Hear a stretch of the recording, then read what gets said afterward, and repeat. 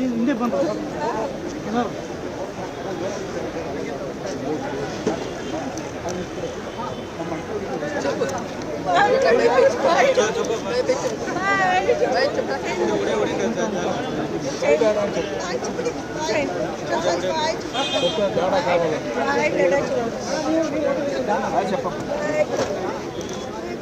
ಏನು ಅರಿಯದಂತಹ ಈ ವಯಸ್ಸಲ್ಲಿ ತಂದೆಯನ್ನು ಕಳೆದುಕೊಂಡಂತಹ ಮಗುವಿನ ಮುಖ ನೋಡ್ತಾ ಇದ್ದಾರೆ. ನಿಜಕ್ಕೂ ಕೂಡ ಎಂಥವರ ಕಣ್ಣಲ್ಲೂ ಕೂಡ ಕಣ್ಣೀರು ಬರುತ್ತೆ. ತಂದೆ ಕಳೆದುಕೊಂಡಂತಹ ಆ ಮಗುವಿನ ಪರಿಸ್ಥಿತಿ, ಬಟ್ ಏನೂ ಗೊತ್ತಾಗ್ತಾ ಇಲ್ಲ ಆ ವಯಸ್ಸು. ಜೀವನದುದ್ದಕ್ಕೂ ಕೂಡ ಈ ನೋವು ಆ ಮಗುವಿನ ಜೊತೆ ಇದ್ದೇ ಇರುತ್ತೆ.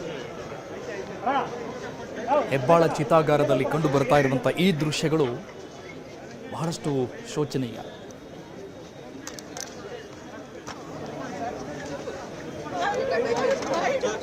ಈ ಒಂದು ಟೆರರ್ ಅಟ್ಯಾಕ್ನಲ್ಲಿ ಮಡಿದಂತಹ ಪ್ರತಿಯೊಂದು ಕುಟುಂಬದ ಪರಿಸ್ಥಿತಿ ಕೂಡ ಇದೇ ರೀತಿ ಆಗಿದೆ. 26 ಕುಟುಂಬಗಳ ಪರಿಸ್ಥಿತಿಯೂ ಕೂಡ ಇದೆ. ಎಷ್ಟೋ ತಂದೆ ತಾಯಿಗಳು ಮಕ್ಕಳನ್ನು ಕಳೆದುಕೊಂಡಿದ್ದಾರೆ, ಹೆಂಡತಿ ಗಂಡನ್ನು ಕಳೆದುಕೊಂಡಿರುವುದು, ಅಕ್ಕ ತಮ್ಮನ್ನು ಕಳೆದುಕೊಂಡಿದ್ದಾರೆ, ತಂಗಿ ಅಣ್ಣನ ಕಳೆದುಕೊಂಡಿದ್ದಾರೆ. ಸೊ ಈ ರೀತಿಯಾಗಿ ಪ್ರತಿಯೊಂದು ಕುಟುಂಬದ ನೋವು, ಆಕ್ರಂದನ ಇದೇ ರೀತಿಯಾಗಿದೆ.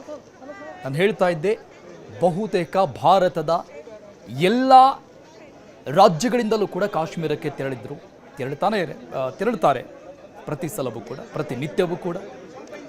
ಮೊನ್ನೆ ಆದಂಥ ಅಟ್ಯಾಕ್ನ ಸಂದರ್ಭದಲ್ಲೂ ಕೂಡ ಬಹುತೇಕ ಎಲ್ಲ ರಾಜ್ಯದ ಪ್ರವಾಸಿಗರು ಕೂಡ ಬಂದಿದ್ರು. ಪ್ರಾಣ ಬಿಟ್ಟಿರುವಂತಹ 26 ಜನರ ಪೈಕಿ ಎಲ್ಲ ರಾಜ್ಯದವರಿದ್ದಾರೆ. ಆ ಲಿಸ್ಟ್ ಅನ್ನು ಗಮನಿಸಿದ್ರೆ ಗೊತ್ತಾಗುತ್ತೆ. ಆ ಬಗ್ಗೆ ಡೀಟೇಲ್ಸ್ ಅನ್ನು ಕೂಡ ಕೇಂದ್ರ ಸರ್ಕಾರ ರಿಲೀಸ್ ಮಾಡಿದೆ, ಯಾವ ಯಾವ ರಾಜ್ಯದವರು ಹತ್ಯೆಯಾಗಿದ್ದಾರೆ ಅನ್ನೋದು.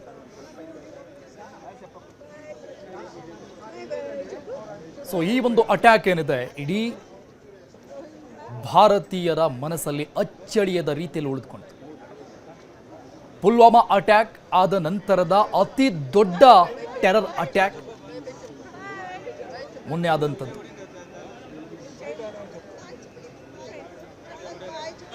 ಪುಲ್ವಾಮಾ ಅಟ್ಯಾಕ್ನ ನಂತರದಲ್ಲಿ ಕಂಡುಬಂದಂತಹ ಅನೇಕ ದೃಶ್ಯಗಳು ಈಗ ಅದು ಮರುಕಳಿಸಿದಂತಹ ರೀತಿಯಲ್ಲಿ ಕಾಣಿಸ್ತಾ ಇದೆ. ಥೇಟ್ ಅದೇ ರೀತಿಯಾದಂತಹ ದೃಶ್ಯಗಳನ್ನು ಮತ್ತೆ ನಾವು ನೋಡ್ತಾ ಇದ್ದೀವಿ. ಇದು ಮುಗಿಯೋದು ಯಾವಾಗ ಅನ್ನೋದು ಇಡೀ ಭಾರತೀಯರ ಪ್ರಶ್ನೆ ಆಗಿದೆ. ಈ ರೀತಿಯಾದಂಥ ನೋವುಗಳು ಮುಗಿಯೋದು ಯಾವಾಗ? ಅಮಾಯಕರ ಹತ್ಯೆ ಮಾಡ್ತಾ ಇರುವಂತಹ ಭಯೋತ್ಪಾದಕರ ಹತ್ಯೆ ಆಗೋದು ಯಾವಾಗ? ಈ ಪ್ರಶ್ನೆಗಳನ್ನು ಭಾರತ ಕೇಳ್ತಾ ಇದೆ. ಇದೆಲ್ಲದರ ಜವಾಬ್ದಾರಿ ಸದ್ಯಕ್ಕೆ ಕೇಂದ್ರದಲ್ಲಿ ಇರುವಂತಹ ಪ್ರಧಾನಿ ಮೋದಿ ಅವರ ನೇತೃತ್ವದ ಸರ್ಕಾರದ ಮೇಲಿದೆ. ಒಂದಿಷ್ಟು ಕಟ್ಟುನಿಟ್ಟಿನ ಕ್ರಮಗಳು ಆರಂಭಿಕ ಹಂತದಲ್ಲಾಗಿದೆ. ಬಟ್ ಆಗಿರುವ ಈ ನೋವುಗಳಿಗೆ, ಸಾವುಗಳಿಗೆ, ಭರಿಸಲಾದಂಥ ನಷ್ಟಗಳಿಗೆ ಅದು ಸರಿದೂಗೋದಿಲ್ಲ. ಅದಕ್ಕಿಂತ ದೊಡ್ಡದಾದಂತಹ ಪ್ರತೀಕಾರ ನಮಗೆ ಬೇಕು ಅಂತ ಜನ ಕೇಳ್ತಾ ಇದ್ದಾರೆ. ಎಸ್, ಆಗಿರುವ ಆ ನೋವು, ಆ ನಷ್ಟ,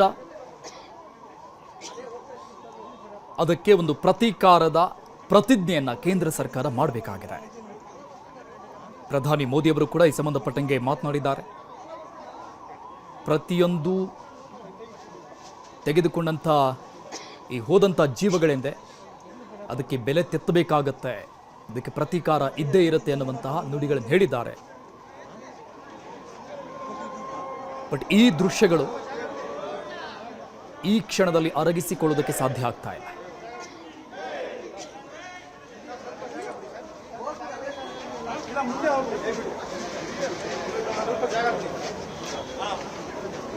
ತಮ್ಮವರನ್ನ ಕಳೆದುಕೊಂಡಂತ ನೋವಲ್ಲಿ ಇಡೀ ಕುಟುಂಬಸ್ಥರು ಜೀವನ ಪರ್ಯಂತ ಕಾಲ ಕಳಿಬೇಕಲ್ವಾ?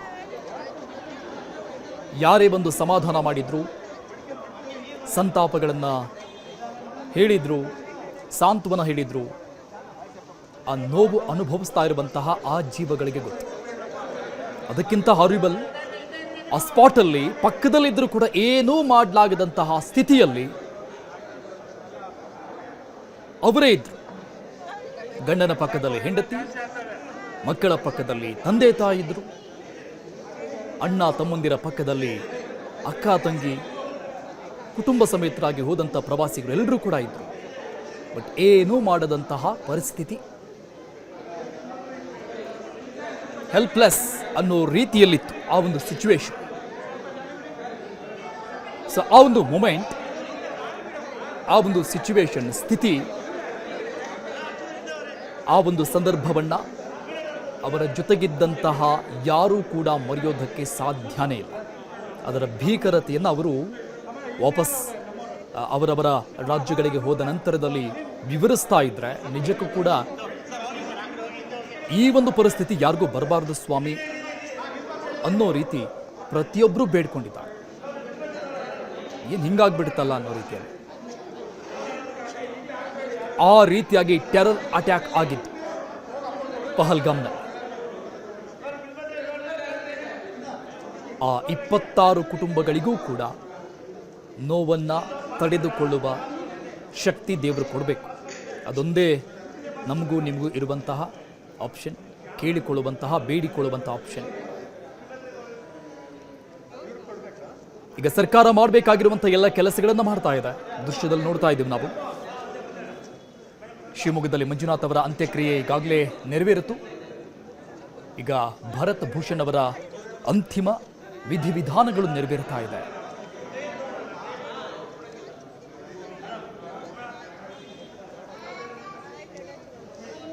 ಅವರ ಸಮುದಾಯದ ರೀತಿಯಲ್ಲಿ ಅಂತಿಮ ಕ್ರಿಯೆಗಳಾಗ್ತಾ ಇದೆ. ಅಂತಿಮ ವಿಧಿವಿಧಾನಗಳು, ಪೂಜೆ ಪುನಸ್ಕಾರ ಅದೆಲ್ಲವೂ ಆಗುತ್ತೆ. ಈಗಾಗಲೇ ಸರ್ಕಾರದಿಂದ ಸಲ್ಲಿಕೆ ಆಗಬೇಕಾದಂತಹ ಸರ್ಕಾರಿ ಗೌರವ ವಂದನೆ ಸಲ್ಲಿಕೆ ಮಾಡಲಾಯಿತು.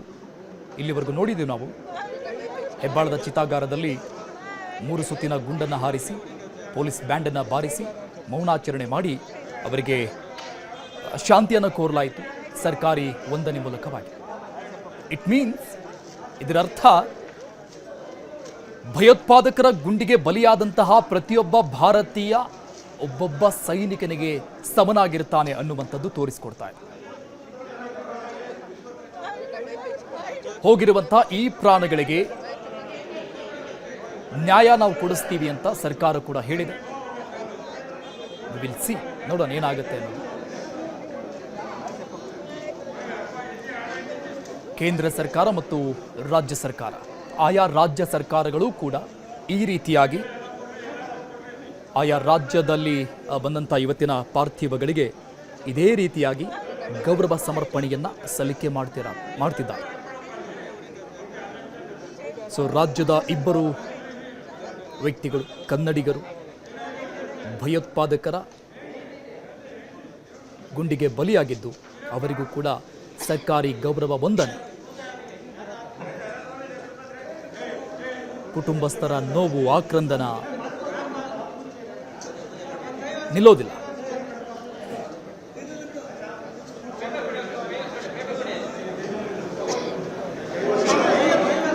ಲೆಫ್ಟಿನೆಂಟ್ ವಿನಯ್ ನರ್ವಾಲ್ ಅನ್ನುವಂಥ ನೌಕಾದಳದ ಆಫೀಸರ್ ಮದುವೆಯಾಗಿ ಕೇವಲ 6 ದಿನ ಆಗಿತ್ತು.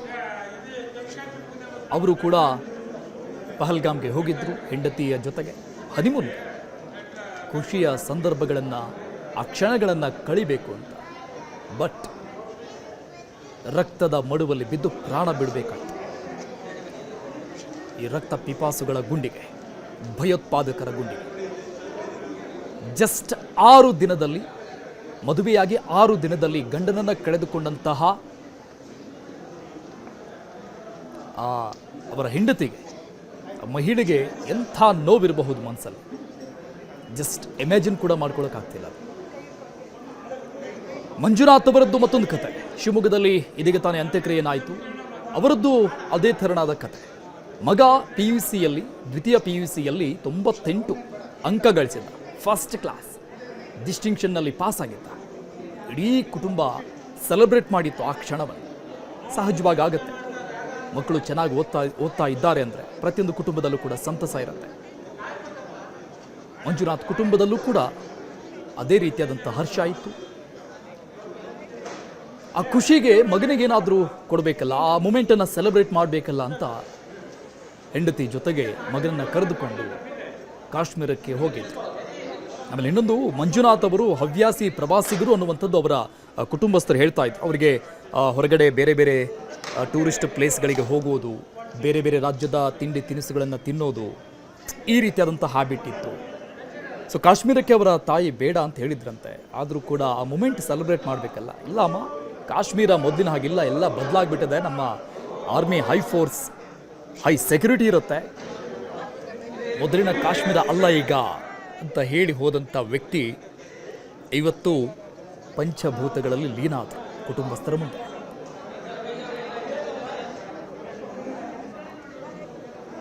ಆದರೂ ಅವರ ತಾಯಿ ಹೋಗುವಂಥ ಸಂದರ್ಭದಲ್ಲಿ ಒಂದು ಮಾತು ಹೇಳ್ತಾರೆ, ಬೇಡಪ್ಪ ಕಾಶ್ಮೀರ ಆದರೆ ಅಂತ. ಐ ಥಿಂಕ್ ಎಲ್ಲೋ ಒಂದು ಕಡೆ ಅವರಿಗೆ ಸೆನ್ಸ್ ಆಗಿತ್ತ, ಅದಕ್ಕೆ ತಾಯಿ ಹೃದಯ ಅಂತ ಹೇಳೋದು. ಮಂಜುನಾಥ್ ತಮ್ಮ ಹೆಂಡತಿ ಮತ್ತು ಮಗನನ್ನು ಕರೆದುಕೊಂಡು ಹೋದಂಥ ಸಂದರ್ಭದಲ್ಲಿ ಅಲ್ಲಿ ಏನಾಯಿತು ಆ ಮೂಮೆಂಟಲ್ಲಿ ಅನ್ನೋದನ್ನು ಅವರ ಹೆಂಡತಿ ಪಲ್ವಿ ಅವರು ಎಕ್ಸ್ಪ್ಲೇನ್ ಮಾಡ್ತಾ ಇದ್ರೇ ಒಂದು ಕಡೆ ರೋಷ, ವೇಷ, ಆಕ್ರೋಶ ಎಲ್ಲವೂ ಉಕ್ಕಿ ಬರುತ್ತೆ. ಮತ್ತೊಂದು ಕಡೆ ಜೊತೆಗೆ ಕಣ್ಣೀರು ಕೂಡ ಬರುತ್ತೆ. ಇಂಥ ಸಿಚುವೇಶನ್ನ, ಅಂಥ ಸಂದರ್ಭನ ಹೆಂಗೆ ಫೇಸ್ ಮಾಡಿರಬಹುದು ಇವರು ಅಂತ ಅವ್ರ ಮಗ ಹೇಳ್ತಾ ಇದ್ದ. ಜಸ್ಟ್ ದ್ವಿತೀಯ PUC ಪಾಸ್ ಆದಂಥ ಹುಡುಗ.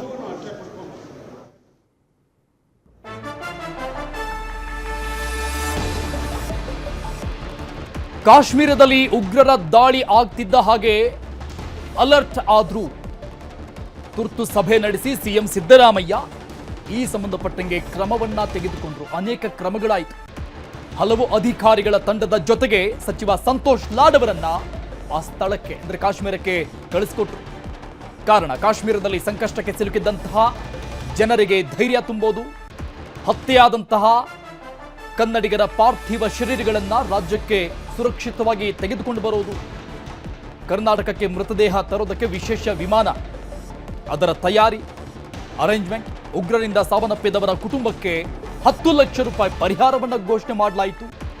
ಈಗ ಸಕಲ ಸರ್ಕಾರಿ ಗೌರವಗಳ ಜೊತೆಗೆ ಅಂತ್ಯಕ್ರಿಯೆಗೂ ಕೂಡ ರಾಜ್ಯ ಸರ್ಕಾರ ನೆರವನ್ನ ಕೊಟ್ಟಿದೆ. ಸಿಎಂ ಸಿದ್ದರಾಮಯ್ಯ ಸಮರ್ಥ ನಾಯಕ ಅನ್ನುವಂಥದ್ದು ಈ ಒಂದು ಸಂದರ್ಭದಲ್ಲಿ, ಸಿಚುವೇಶನ್ನಲ್ಲಿ, ಈ ಪ್ರಕರಣದಲ್ಲಿ ಅದು ಸಾಬೀತಾಯಿತು. ನಿಜಕ್ಕೂ ಕೂಡ ಒಂದು ಸರ್ಕಾರ ಜನರ ಜೊತೆ ಇಂತಹ ಮೂಮೆಂಟ್ಗಳಲ್ಲಿ ನಿಲ್ಲಬೇಕಾಗಿತ್ತು. ಅದನ್ನೇ ಈಗ ನಮ್ಮ ಸಿಎಂ ಮಾಡಿದರು.